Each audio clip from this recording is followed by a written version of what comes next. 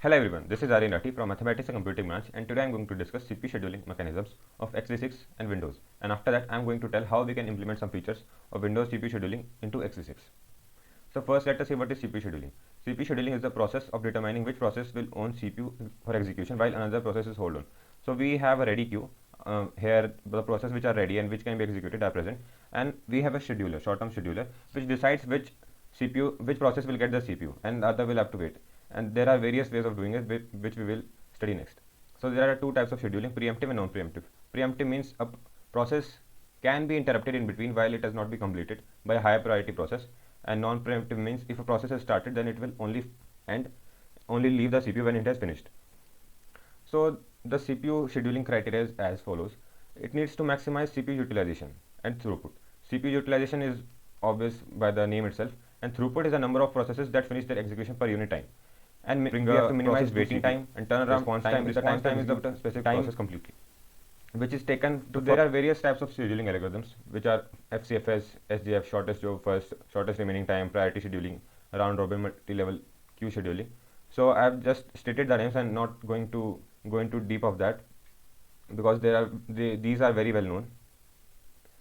Okay, so see, every scheduling algorithm has its own pros and cons, and we cannot use a single scheduling algorithm for all the types of systems. For example, there's a batch system and iterative systems. So batch systems, the goals are to complete maximum number of jobs per unit time and minimize the time between submission and termination. Here we have to keep CPU busy all the time. So these FCFS, SJF, and shortest remaining time next are very suitable algorithms for these types of systems. Whereas in interactive system, we have to respond to request quickly, reduce waiting time, and we have to basically meet the user experience so that he can feel that his commands are addressed very quickly very quickly. So here suitable scheduling algorithms are round robin scheduling, priority scheduling, and multiple queue scheduling. So let us talk about scheduling in x86. x86 follows round robin scheduling. It adopts a multiplexing approach. So when a process is waiting for this request, it does not wait for it. Rather, it just puts it to sleep and move to another process. It also uses a timer interrupt to force process to stop running on a process after a fixed amount of time, so that other processes can also get a job, and it's not like the process is stuck and it is not giving chance to other processes. So this multiplexing creates an illusion that the process has its own CPU. Like it gives illusion that multiple CPUs are present and each is having its own. It is basically fast context switching, which is making this illusion. So CPU scheduling in Windows has been upgraded as the time passed. So earlier version of Windows 3.1 uses non-preemptive scheduler. Then in Windows 95, a rudimentary preemptive scheduler. Then after that, various changes have been made in the scheduling algorithm. Here in between, some 32 priority levels are also defined in a multi-level feedback queue, where the preference is given for shorter jobs, input-output bound processes, and etc. Windows XP uses a quantum-based preemptive priority scheduling algorithm. So basically, we can say that largely nowadays Windows uses priority-based preemptive scheduling. That is 32 priority level. There are variable classes 1 to 50 and real-time classes 16 to 31. And priority 0 is memory management thread. It is only reserved for these processes. And there is a separate queue for each process. And they are served priority-wise. Win32 API identifies several priority classes to which a process can belong. These are the various names of the classes, and all are variable except the real time. So here in this priority based preemptive scheduling, there are various levels, but it is not that if a process is given a certain level, it will be fixed there only. If the quantum expires, like if certain time has been completed for that particular process, then its priority can be lowered also. And if a process is waited for a long time, then its priority can be boosted also. Foreground processes which are generally visible to the user are given 3x priority over the other processes. Let us now come to the comparison between the scheduling algorithms of x86 and Windows. So Windows, as you all know, is a commercial distributed and widely used operating system which is present in majority of the desktops which are currently in use today. So Windows is very complex and regularly updated with best optimization and the new technology that is coming. On the other hand, x86 is just a demo or toy OS which is used to teach the basics of OS. So we cannot compare Windows and x86 in terms of performance or anything else. It is just a tool for teaching operating system which covers the basics of operating system. So when it comes to implementing new features, we can start implementing by various algorithms which use there are many processes for which different scheduling algorithms are used. So if a user know that I'm going to use this process, and if he has certain knowledge of operating system, then he can identify which scheduling algorithm will be the best for that particular process. You can also use multi-level queue like in Windows with dynamic priorities for each process, and whose priorities can be boosted and reduced for each priority levels according to various conditions, whether the process has waited a lot, it is a foreground process, or it has just finished completing, and various other things. So let us come to the implementation procedure.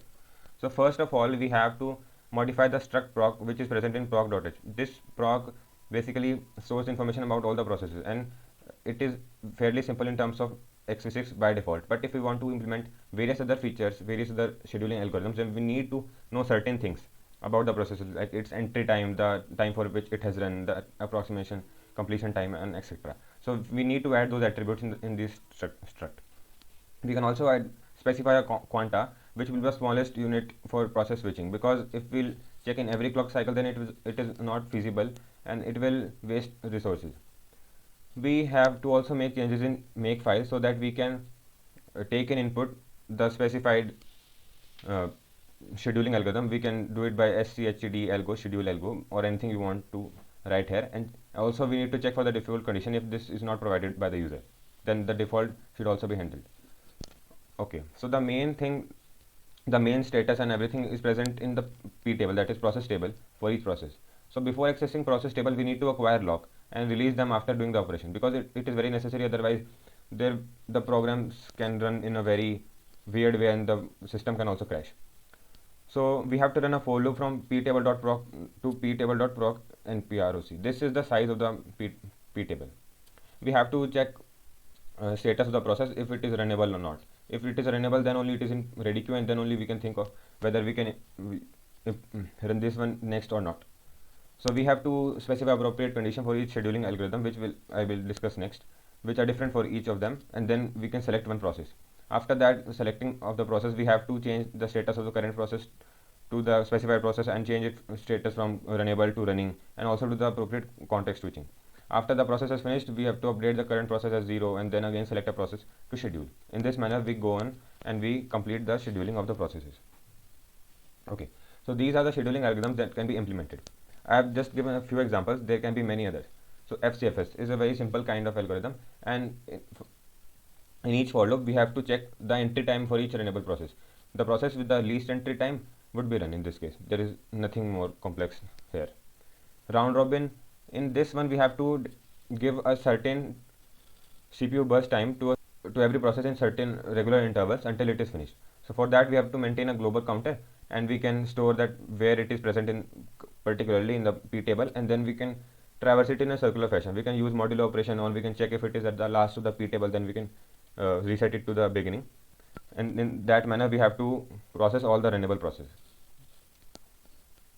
Priority scheduling. In this process, we have to assign priorities to the processes. Like we can use any number of level 3, 4, 5, and we have to specify like which one is greater than, which one has larger priority than which one. Like for example, we can take 0 has the highest priority, then 1, then 2, and then so on.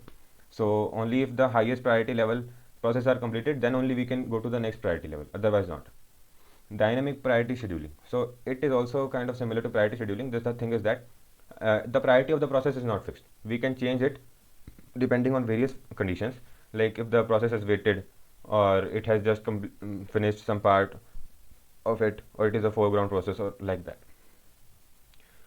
Scheduling. Okay, so this is continuation of the previous slide. We can also implement multi-level queue in x86 system. Here we can use a kind of round robin scheduling, where we are not giving equal time to all the queues, rather we are giving them time proportional to their priorities. Like their multi-level queue, each queue will have certain priority, which one is the highest priority, then second and third, and so on. And then inside the queue we can implement any algorithm that you feel is appropriate. And also in some algorithms in multi-level queue, the process goes from one queue to another queue if it is not completely finished in certain queue. So in that case, for the last queue, we have to keep FCFS algorithm only, because it eliminates the chances of starvation of the process. Otherwise it can be there is a certain process which is never scheduled by the CPU. And we can also change the priority levels by shifting them from one queue to another. So thank you. This was all about x86 and Windows CPU scheduling. Thank you for listening.